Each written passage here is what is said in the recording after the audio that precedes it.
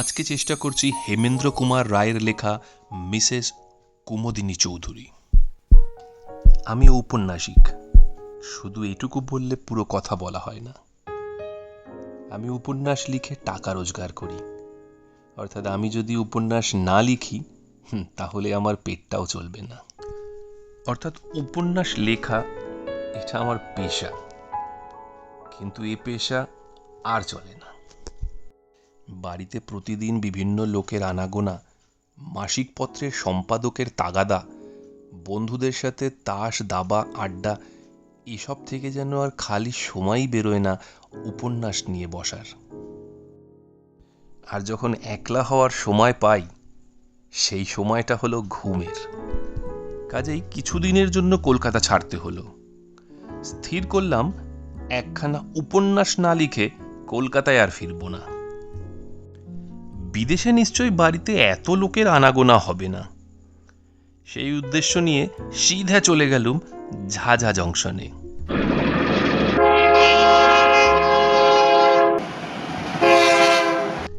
সেখানে একখানা বাংলো ভাড়া নিলুম। সকাল ও সন্ধ্যাটা ঘুরে বেড়াই, দুপুর ও রাতটা আমার কাটে উপন্যাস লেখা নিয়ে। ভিড়ের ভয় বিদেশে চলে এসছে ঠিকই, কিন্তু মানুষের সঙ্গ বিনা মানুষের প্রাণ বাঁচে না। ঝাঝায় এসেও ৩-৪ জন লোকের সাথে আমার অল্প বিস্তর ঘনিষ্ঠতা হলো। তাদের মধ্যে একজন হলেন মিসেস কুমুদিনী চৌধুরী। বিধবা মানুষ, তার স্বামী পেশোয়ারে কাজ করতেন। সন্তানাদি বলতে কেউই নেই, ধর্মে উনি খ্রিস্টান। আমার অন্য একজন বন্ধু হলেন অমূল্যবাবু। এই ভদ্রলোকের বয়স হবে 50। কলকাতায় কোনো একটি কলেজের ইনি প্রফেসর ছিলেন। বর্তমানে নিজেকে রিটায়ার করিয়ে নিয়ে এখন এইখানে বসেই লেখাপড়া নিয়ে উনি ব্যস্ত থাকেন। অমূল্যবাবু পরলোক তত্ত্ব নিয়ে যথেষ্ট আলোচনা করেছেন সারা জীবন ধরে। মৃত্যুর পরে জীবের কি অবস্থা হয়, ওনার মুখে সারাক্ষণই সেই কথাই শোনা যায়। এখানকার রেলের ডাক্তার গোবিন্দবাবুর সাথেও আমার পরিচয় হলো। উনি খুবই ভালো মানুষ। শুধুমাত্র সন্ধ্যার পরে ভূতের ভয় উনি কাতর হয়ে পড়েন। সূর্যাস্তের পর গোবিন্দবাবু প্রাণান্তেও অমূল্যবাবুর বাড়ি যাওয়ার জন্য রাজি হন না। পাছে অমূল্যবাবু যদি ওনাকে কাছে পেয়ে 2-4টে পরলোক তত্ত্বের গল্প শুনিয়ে দেন। সেদিন সন্ধ্যের কিছু আগে আমি অমূল্যবাবুর সাথে বসে বসে গল্প করছিলাম। আমাদের কথা হচ্ছিল সত্যি পৃথিবীতে পিশাচের কোনো অস্তিত্ব আছে কিনা। অমূল্যবাবুর বিশ্বাস পৃথিবীতে সেকালেও পিশাচ ছিল, একালেও পিশাচ আছে। আমি জিজ্ঞাসা করলাম, পিশাচ কাকে বলে? তার উত্তরে অমূল্যবাবু বললেন, পিশাচের কোনো শরীর নেই সেটা তুমি জানোই, কিন্তু শরীর না থাকলেও কি হবে, দুষ্ট প্রেতাত্মাদের আকাঙ্ক্ষা প্রবল থাকে। দেহের অভাবে তারা সেই আকাঙ্ক্ষা মেটাতে পারে না।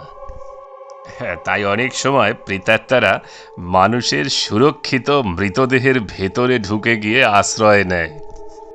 তখন সেই মরা মানুষগুলো জীবিত হয়ে ওঠে এবং ওই জ্যান্ত মৃতদেহগুলো ভালো মানুষদের ধরে তাদের রক্ত শোষণ করে।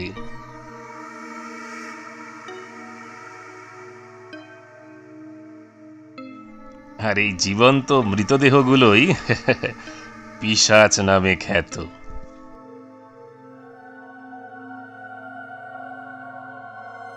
অমূল্যবাবু কথাগুলো এমন দৃঢ় বিশ্বাসের সাথে বললেন যে আমার গায়ে কাঁটা দিয়ে উঠল। আমি বললাম, অনেক সময় শুনি অমুক লোক রক্তাল্পতা হয়ে মারা গেছেন। আপনি কি বলতে চান এগুলো কি পিশাচের জন্যই হচ্ছে? হ্যাঁ, অনেক সময় হতেও পারে, আবার অনেক সময় নাও হতে পারে। ঠিক এই সময়তেই মিসেস কুমুদিনী চৌধুরী অমূল্যবাবুর বাইরের ঘরে এসে ঢুকলেন। ঢুকেই তিনি হাসতে হাসতে বললেন,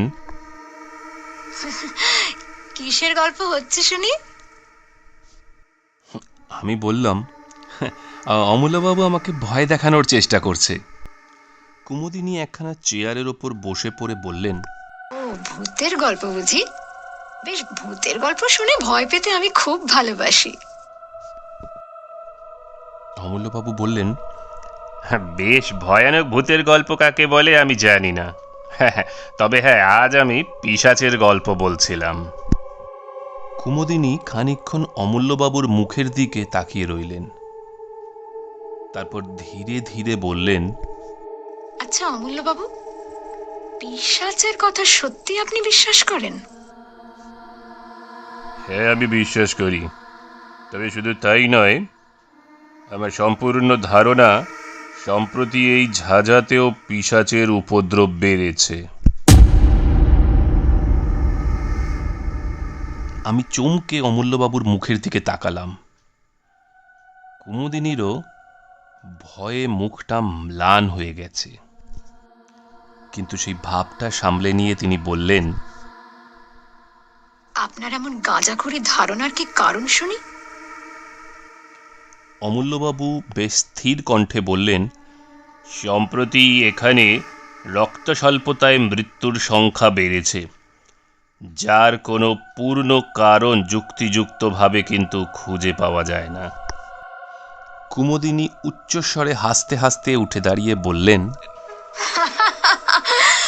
বেশ তো অমূল্যবাবু, আপনি একটা পিশাচকে বন্দি করবার চেষ্টা করুন না। অমূল্যবাবু অল্প স্বরে বললেন, সেই চেষ্টাই করব। ভূত না মানলেও ভূতের ভয়ে যে সহজে পিছু ছাড়ে না, সেই প্রমাণ অমূল্যবাবুর বাড়ি থেকে আস্তে আস্তে টের পেলাম। সন্ধ্যের অন্ধকারে বাড়ি ফেরার পথে আমার মনে হলো কোনো জীবন্ত মৃতদেহ রাস্তার আনাচে কানাচে আমাকে লক্ষ্য করে স্থিরভাবে দাঁড়িয়ে আছে। অমূল্যবাবু প্রতিদিন সকালে আমার বাসায় এসে চা পান করেন।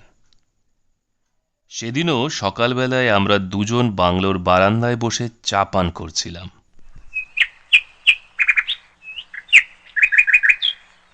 এমন সময় দেখলুম সামনের পথ দিয়ে গোবিন্দবাবু হন্তদন্ত হয়ে কোথাও যাচ্ছেন। আমি চেঁচিয়ে তাকে এক পেয়ালা চা পান করবার জন্য অনুরোধ জানালাম। গোবিন্দবাবু, আসুন, এক কাপ চা খেয়ে যান। গোবিন্দবাবু কাছে এসে বললেন, চা পান করতে রাজি আছি, কিন্তু ভাইয়া একটু জলদি, আমার এক মুহূর্ত দেরি করবার মতন সময় নাই। কেন, আপনার এত তাড়া কিসের? মিসেস কুমুদিনী চৌধুরীর মালির ছেলের বড় অসুখ, মনে হয় সে আর বাঁচবে না। কি অসুখ করেছে ওর? রক্ত স্বল্পতা, অর্থাৎ অ্যানিমিয়া হয়েছে। অমূল্যবাবু চায়ের পেয়ালাটা নিচে নামিয়ে রেখে বললেন, ডাক্তার, ঝাঁঝায়ে এত রক্ত স্বল্পতা বা অ্যানিমিয়ার কারণ কি বলতে পারেন? না, তা বলতে পারবো না, কিন্তু এই রোগের এত বাড়াবাড়ি দেখে আমি অত্যন্ত আশ্চর্য হয়ে পড়ছি। অমূল্যবাবু চেয়ার ছেড়ে উঠে দাঁড়িয়ে বললেন, মিসেস কুমুদিনী চৌধুরীর মালির ছেলে, আমি জানি তাকে, মানে গদাধর, আমাকে রোজ সকালে এসে ফুল দিয়ে যায়। জোয়ান সমর্থ ছেলে, আমি 3 দিন আগেও তাকে দেখেছি। আর তুমি বলছো ডাক্তার যে এরই মধ্যে তার অবস্থা খারাপ হয়ে গেছে?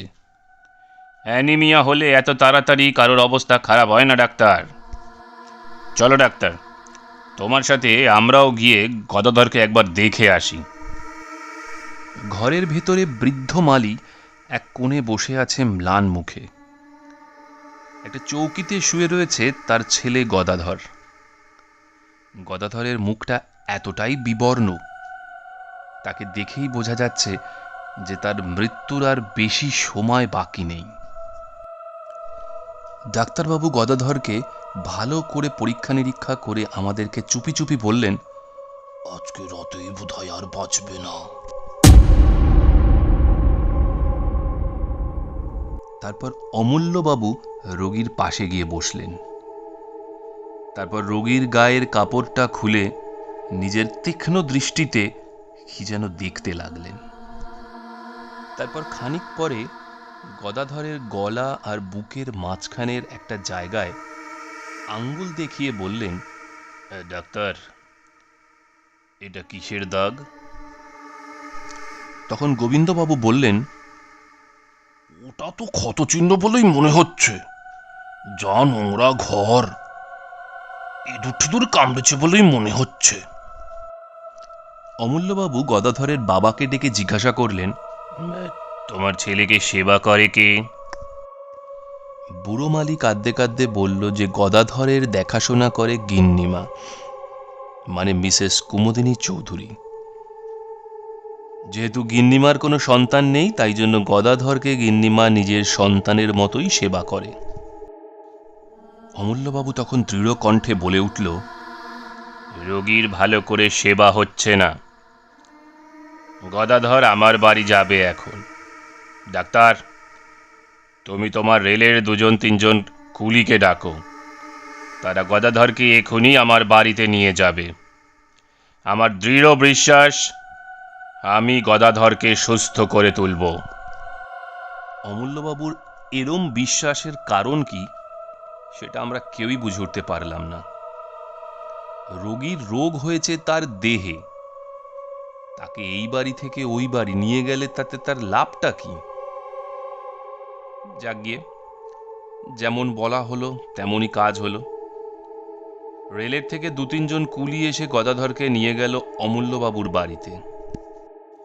গদাধরকে যখন অমূল্যবাবুর বাড়ির দিকে নিয়ে যাওয়া হচ্ছে, তখন মিসেস কুমুদিনী দাঁড়িয়েছিল নিজের বারান্দায়। আমাদের দেখে মিসেস কুমুদিনী আমাদের সামনে এসে বিস্মিতভাবে বলল, এ কি, কি ব্যাপার? গদাধরকে কোথায় নিয়ে যাওয়া হচ্ছে? অমূল্যবাবু বললেন, আমার বাড়িতে। এখানে ওর ঠিকভাবে দেখাশোনা হচ্ছে না। কথাটা শুনে মিসেস কুমুদিনীর 2 চোখে ক্রোধ ফুটে উঠল এবং সেটা সাথে সাথেও মিলিয়েও গেল। তারপর মিসেস কুমুদিনী বললেন, বেশ, আপনারা যা ভালো বোঝেন করুন। গদাধরের আরাম হলে আমার যে খুশি আর কেউ হবে না।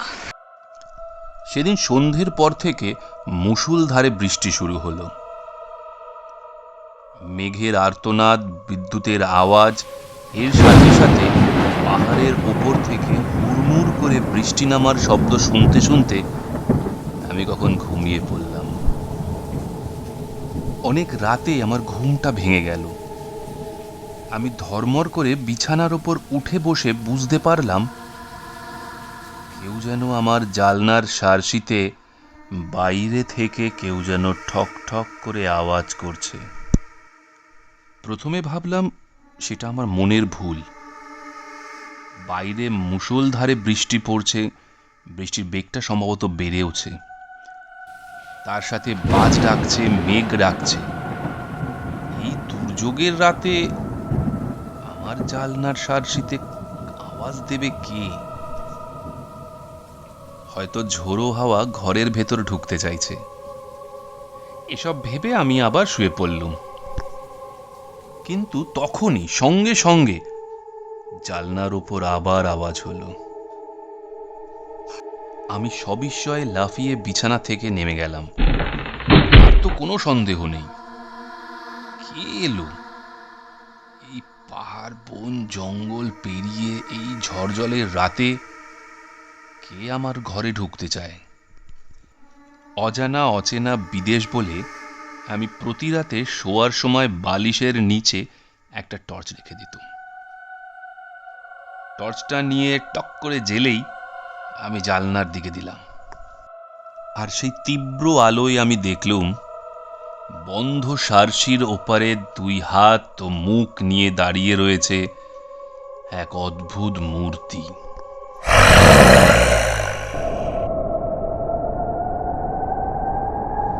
ঝোড়ো হাওয়া হাওয়ায় তার রাশি রাশি লম্বা চুল এলোমেলো করে তার মুখ ঢেকে রেখেছে, এবং সেই চুলের ফাঁকে দপদপ করে জ্বলছে তার চক্ষু জোড়া।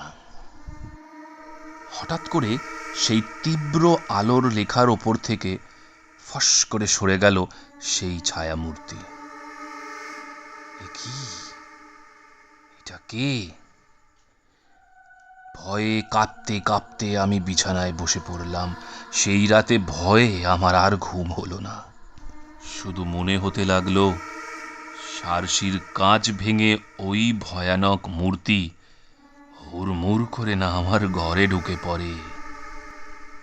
জানলার ভেতর দিয়ে সকালের আলো ঘরে প্রবেশ করেছে, কিন্তু তখনও আমি ভয়ে জড়ভরত হয়ে বিছানার একটা কোণে বসে আছি। তখনই শুনলাম অমূল্যবাবু বাইরে থেকে আমার নাম ধরে ডাকছে। ও ভাই, আরে দরজা খোলো। আরে কি মুশকিল, ঘুমাচ্ছ নাকি? দরজাটা খোলো। তখন কিছুটা আশ্বস্ত হয়ে আমি নেমে দরজাটা খুলে দিলাম। আমি অমূল্যবাবুকে বললাম, কি ব্যাপার, এত ভোরে আপনি? গদাধরের অসুখটা বেড়েছে নাকি? এ অসুখ বেড়েছে কি বলছো? এই এত কম সময়ের মধ্যেই সে সম্পূর্ণ প্রায় সুস্থ হয়ে উঠেছে। বলেন কি? গদাধর এত তাড়াতাড়ি সুস্থ হয়ে উঠেছে? এ কিভাবে হলো? গদাধরের তো কোনো অসুখ করেনি, সে পড়েছিল এক পিশাচের পাল্লায়। আরে আপনি মশাই সকাল সকাল সব দিকে কি শুধু পিশাচই দেখে বেড়াচ্ছেন? তোমার যা ভাবার যা বলার হয় বলো। গদাধর কি করে বেঁচেছে এখনো অবধি জানো? কাল সারা রাত আমি তার মাথার ধারে বসে পাহারা দিয়েছি, কাউকে ত্রিসীমানায় আসতে দিইনি। কাল যদি কেউ ওর রক্ত পান করত, তাহলে গদাধরকে আর বাঁচানো যেত না। অমূল্যবাবুর গদাধরের রক্ত পান করবে? কে পান করবে? কি বলছেন আপনি এসব? আমার তো কিছুই মাথায় আসছে না।